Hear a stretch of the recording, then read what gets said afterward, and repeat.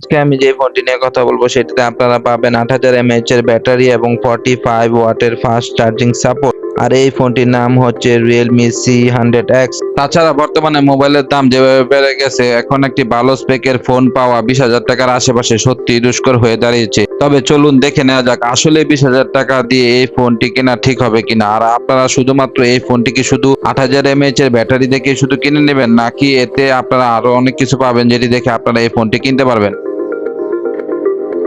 এবার চলুন দেখে নেওয়া যাক ফোনটির ডিজাইন এবং বিল্ড কোয়ালিটি নিয়ে। ফোনটির ডিজাইন এবং বিল্ড কোয়ালিটি আমার কাছে বেশ ভালো লেগেছে। তবে এই ফোনটির ওয়েট হচ্ছে ২১৯ গ্রাম এবং এই ফোনটি ধরতে খুবই বাল্কি ফিল হয় এবং এর থিকনেস হচ্ছে 8.78 mm। ফোনটি আপনারা বাংলাদেশ মার্কেটে পেয়ে যাবেন দুইটি কালারে, একটি হচ্ছে গোল্ডেন কোস্ট আর একটি হচ্ছে ডিপ ব্লু। সব মিলিয়ে এই ফোনটির ওভারঅল লুক এবং ডিজাইন আমার কাছে ভালোই লেগেছে। আপনাদের কাছে কেমন লেগেছে আপনারা অবশ্যই কমেন্ট সেকশনে জানিয়ে দিতে ভুলবেন না।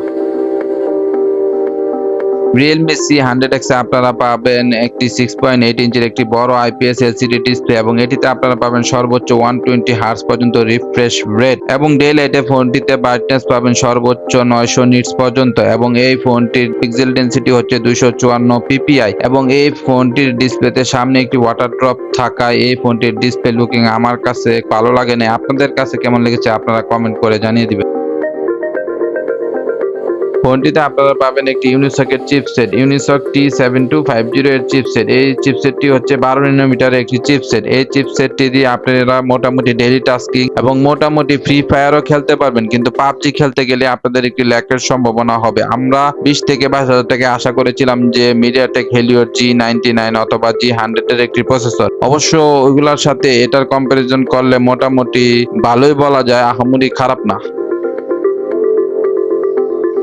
এখন চলুন দেখে নেওয়া যাক আপনি 20 থেকে 22,000 টাকার মধ্যে একটি ফোন কিনবেন কিন্তু এর ক্যামেরা সেটআপ ভালো না হলে হয়। আসলে এই ফোনের ক্যামেরা সেটআপ আহামরি খুব একটা ভালো না। এই ফোনটিতে আপনারা পাবেন 50 মেগাপিক্সেলের মেইন ক্যামেরা এবং 5 মেগাপিক্সেলের সেলফি ক্যামেরা। 50 মেগাপিক্সেলের মেইন ক্যামেরা দিয়ে আপনারা সর্বোচ্চ 180 30 fps পর্যন্ত ভিডিও রেকর্ডিং করতে পারবেন এবং 5 মেগাপিক্সেলের ক্যামেরা দিয়ে আপনারা ডে লাইটে টুকটাক সেলফি তুলতে পারবেন। আহামরি যে খুব একটা ভালো সেলফি তুলতে পারবেন আমার মনে হয় না। তবে রেগুলার কাজের জন্য এই ফোনটির ক্যামেরা সেকশনকে ভালোই বলা যায়, খারাপ না।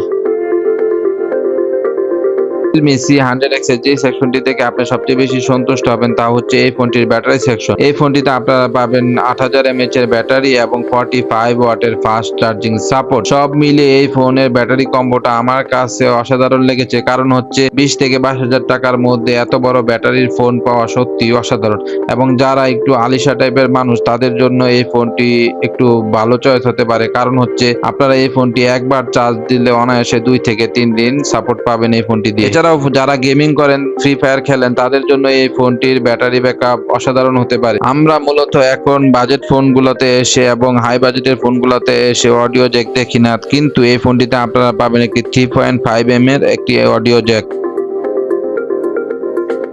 এবার চলুন দেখে নেওয়া যাক এই ফোনটি বাংলাদেশ মার্কেট থেকে আপনারা কত দামে কিনতে পারবেন। এই ফোনটি আপনারা বাংলাদেশ মার্কেট থেকে 4 এবং 128 জিবি কিনতে পারবেন 21 থেকে 22,000 টাকা। 6 এবং 128 জিবি কিনতে হলে আপনাকে গুনতে হবে 22 থেকে 23,000 টাকা।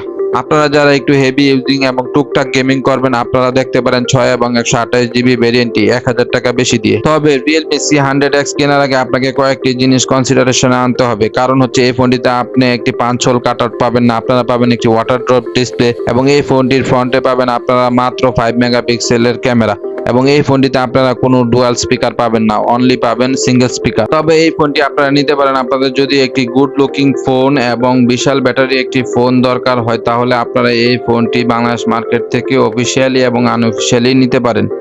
ভিডিওটি যদি আপনাদের ভালো লেগে থাকে তাহলে আপনারা লাইক, কমেন্ট, শেয়ার দিয়ে আমার চ্যানেলের পাশে থাকবেন। সবাইকে আল্লাহ হাফেজ। আবারও দেখা হবে নতুন কোনো ভিডিও।